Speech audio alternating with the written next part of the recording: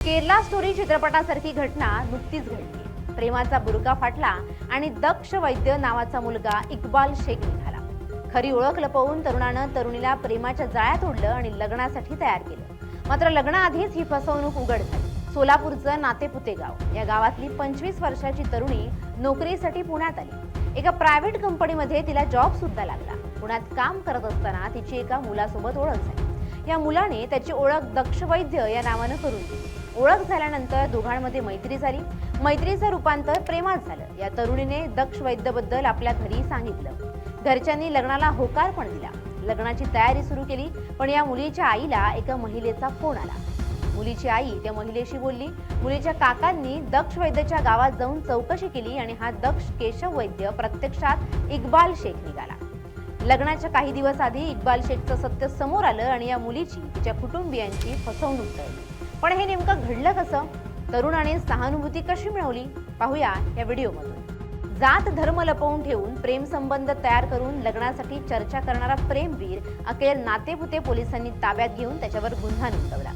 Natepute police ठाण्याचे सहाय्यक police निरीक्षक विशाल वायकर यांनी मुलीच्या कुटुंबियांना विश्वासात घेऊन चौकशी करून कारवाई केली। मात्र या घटनेने आता खळबळ माजली आहे। स्वतःला दक्ष केशव वैद्य इक्बालने सांगत बनावट आधार कार्ड आणि पॅन कार्डद्वारे तरुणीशी प्रेम संबंध प्रस्थापित केले। लग्नाची तयारी सुरू असतानाच तो तरुण इक्बाल शेख असल्याचं उघड झालं आणि सर्वांनाच धक्का बसला।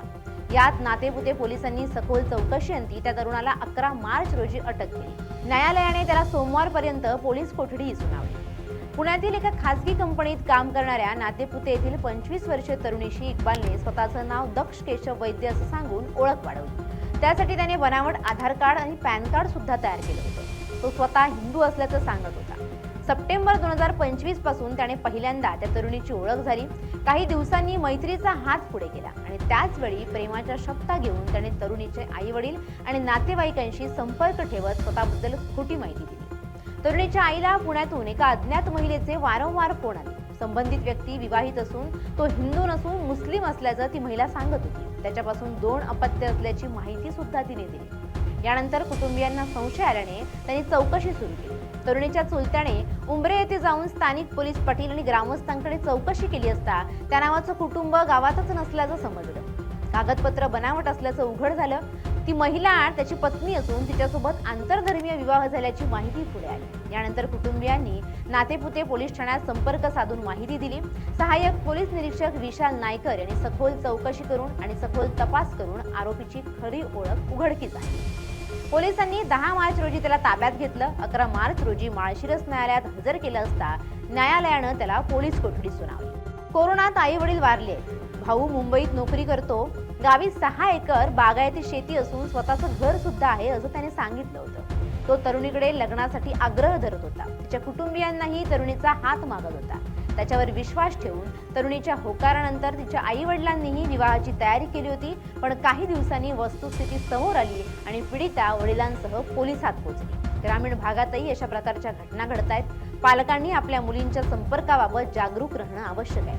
मोबाईलद्वारे होणाऱ्या ओळखींबाबतही सावधगिरी बाळगणं गरजेचं होतंय। अगदी केरला स्टोरी चित्रपटाच्या कथानकाला लाजवेल अशी ही सोलापूरची स्टोरी आहे। मात्र विषय लग्नापर्यंत जात होता तेव्हा या मुलीच्या गोष्टी लक्षात यायला हव्या होत्या आणि वेळीच हे प्रकरण उघड व्हायला पाहिजे होतं। मात्र तसं झालं नाही आणि मॅटर थेट लग्नापर्यंत पोहोचला। आता भलं त्या पहिल्या बायकोचं जिनं कॉल करून हिला वाचवलं, अन्यथा 2 बायका फजिती आहे का अशी अवस्था इथेही झाली असती। एवढंच नाही तर लग्नानंतर हा इक्बाल आहे असं उघड झालं असतं तर पीडितेलाही मानसिक धक्का बसला असता।